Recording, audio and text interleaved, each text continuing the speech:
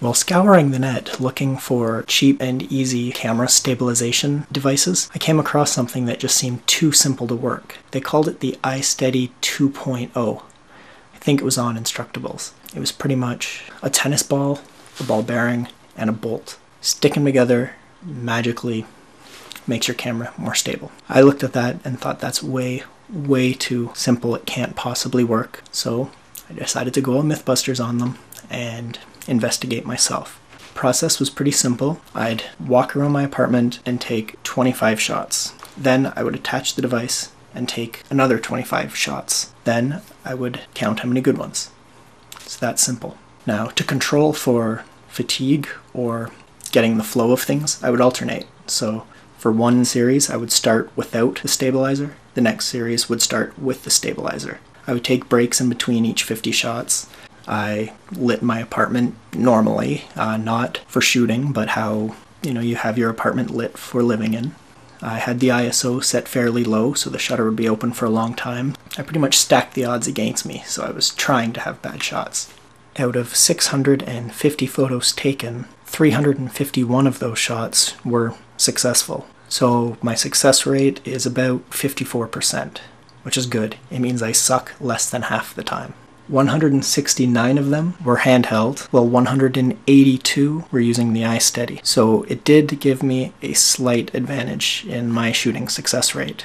In other words, this device made me 4% better. To make this video more entertaining for you, I'm going to present you with pie charts. Lots and lots of pie charts. Here are the good shots handheld versus the good shots with the isteady. Notice the slight edge of the isteady. It's not much, but it's something. You might be asking yourself, well, what kind of camera were you shooting with? Does it make a difference whether I'm shooting on a small point and shoot or a big and heavy SLR? Well, here's the difference. Digital SLR, with and without the stabilizer, and my point and shoot, with and without the stabilizer. By comparison, these are the results while shooting with the point and shoot versus shooting with the SLR. That is a significant difference. Next time someone tells you it's not the gear, it's the photographer, present them with this pie chart. Gear does make a difference. Back to the stabilizer. This is an external counterweight that throws off the center of balance of your camera. Could the way you hold it make more of a difference than the kind of camera you use it with?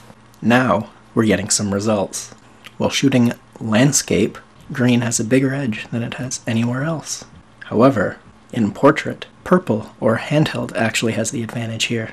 So if you're shooting portrait, the isteady is bad. Let's break this down further. Let's look at this by camera. With the DSLR, it makes almost no difference.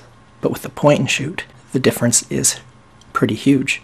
With the point and shoot camera, shooting landscape, I only had a 20% success rate shooting handheld, but a 30% success rate with the isteady. That's a 10% improvement. That's pretty good. Now let's look at portrait. Portrait is almost the opposite. With the point and shoot, the isteady actually had a significant detrimental effect. To sum things up with the isteady, should I bother with it? If you've got an SLR camera, I would say no. If, on the other hand, you have a very small point and shoot, and you primarily shoot landscape, then it makes a difference. Just be sure to take it off before shooting portrait.